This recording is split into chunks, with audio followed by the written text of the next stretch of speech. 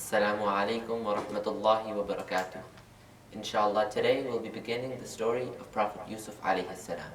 Bismillahir Rahmanir Rahim. Ibrahim alayhi salam had a son from Sarah called Ishaq. Ishaq alayhi salam was a Nabi. He grew up during his father's lifetime. He married and had a son, Yaqub alayhi salam. Yaqub alayhi salam lived amongst the Anbiya, his grandfather and father. Allah also made him a Nabi. In that way, Ibrahim alayhi salam is the father of Anbiya. Yaqub alayhi salam married and had 12 sons. The last two were Yusuf alayhi salam and Binyamin alayhi salam, whose mother died. Yaqub alayhi salam was very kind to the two small ones, who did not have a mother.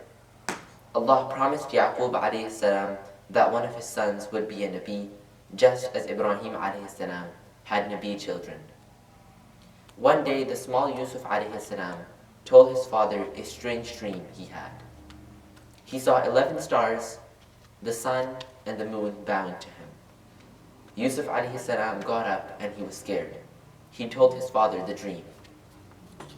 Yaqub alayhi salam realized that this youth would gain a great rank. He told him to keep his dream secret. He told him, "O my son, do not tell your story to your brothers, for they will plan against you. Verily, the devil is a clear enemy unto man." Yaqub alayhi salam knew that Yusuf alayhi salam's brothers were already very jealous of him. How then would they be if they learned of this dream? The devil would whisper to them, and their hatred for their brother would increase. Nevertheless, the young Yusuf alayhi salam told them about the dream. The 10 brothers of Yusuf alayhi salam were sitting in the pasture where they would use to graze their goats.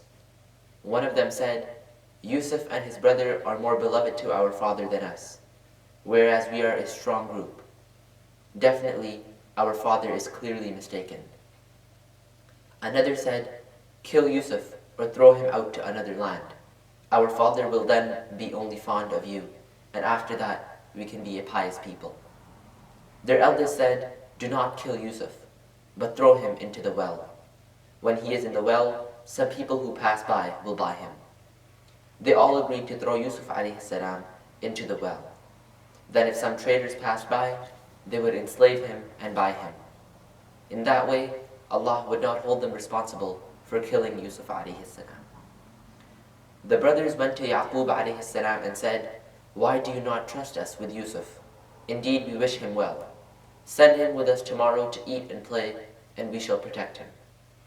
Yaqub alayhi salam replied, "I fear that you will go play and leave him. A wolf will eat him. He is small and he cannot defend himself." They said, "How can a wolf eat him when we are 10 men? It will never be able to. It will run away from us." Yaqub alayhi salam felt satisfied with his son's promise.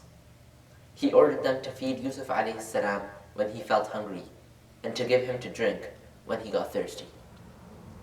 They carried Yusuf alayhi salam on their shoulders while their father could see them. When they were out of his sight, they threw him on the ground. Yusuf alayhi salam then surprised them by telling them what they would do, that they would throw him in the well. They remained stubborn. They took off his shirt and threw him into the well. They slaughtered a lamb and smeared her blood on Yusuf alayhi salam's shirt. They went back to their father. They cried and said, "Our father, we went racing and left Yusuf with our goods. A wolf then ate him." They gave him the shirt. He saw that there was not one cut in it, as if the wolf first took off Yusuf alayhi salam's shirt, and then ate him. Yaqub alayhi salam said, "You have made this seem beautiful to you. Patience is beautiful. Allah's help is to be sought on what you say." Yaqub alayhi salam had no choice but to be patient at Allah's decision and the separation from his beloved small son. The small Yusuf alayhi salam was crying in the well. Suddenly he saw a small bucket coming down, hanging from a rope. Yusuf alayhi salam grabbed the rope and came out of the well. The man who put in the rope shouted, "Good news, there is a boy." The man had come to get water for a trading caravan. He would now sell the beautiful boy in Egypt. No doubt he would get a great profit. Yusuf alayhi salam, the noble son of a noble son of a noble son of a noble, was made a slave to be sold in Egypt. The Aziz of Egypt, a senior minister, bought him. He told his wife to be kind to him. He was clever and handsome. Perhaps he could make up for them not having children. Yusuf alayhi salam grew up under care and she fell in love with him. One day she let all the servants go and locked all the gates of the palace. She wanted to do an evil act with Yusuf alayhi salam. He ran away from her. She chased him and tore his shirt. He opened the door and found his master, the Aziz, at the door. Her cousin was also with the Aziz. She quickly lied and said, Yusuf wanted to do evil with me. Her cousin said, we shall look at his shirt.